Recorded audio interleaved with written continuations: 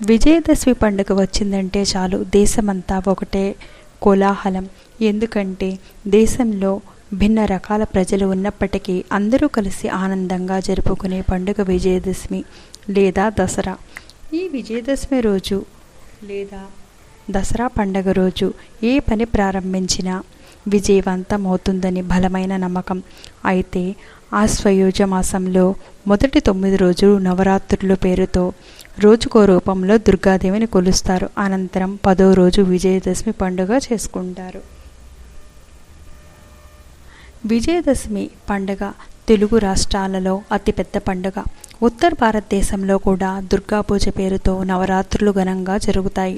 నవరాత్రులు ముగిసిన తర్వాత 10వ రోజు ఈ ఏడాది 11న దసరా లేదా విజయదశమి పండుగ జరుపుకుంటారు.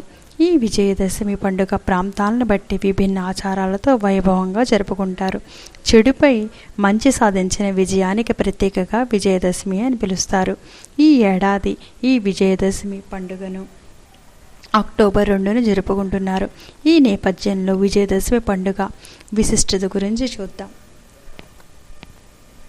దసరా నవరాత్రుల్లో దుర్గాదేవిని వివిధ రూపాల్లో పూజిస్తారు.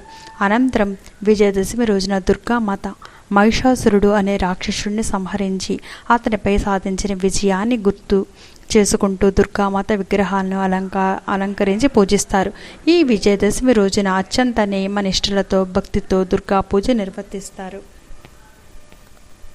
విజయదశమి రోజున రామ్లీలా ప్రదర్శనలు జరుగుతాయి. ముఖ్యంగా ఉత్తర భారతదేశంలో ఈ ఘట్టాన్ని అంగరంగ వైభవంగా నిర్వర్తిస్తారు. రావణాసుడిపై శ్రీరాముడు సాధించిన విజయానికి చిహ్నంగా ఈ కార్యక్రమాన్ని నిర్వర్తిస్తారు. పండగల్లో చివర్లో చెడుపై మంచి సాధించిన విజయాన్ని ప్రత్యేకగా రావణ బొమ్మలను దహనం చేస్తారు. విజయదశమి రోజు భక్తులు తాము రోజు వారి ఉపయోగించే పనిముట్లు, వాహనాలు, యంత్రాలు, ఆయుధాలను పూజిస్తారు.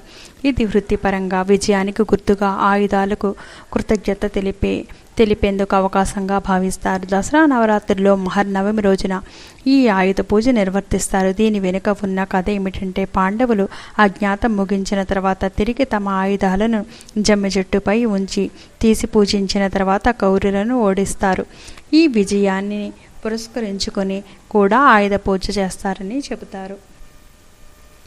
విజయదశమి పండుగ రోజు జమ్మి చెట్టుకు పూజ చేయడం ఒక విశిష్టమైన ఆచారం. ఈ సాంప్రదాయం తెలుగు రాష్ట్రాలలో బాగా కనిపిస్తుంది.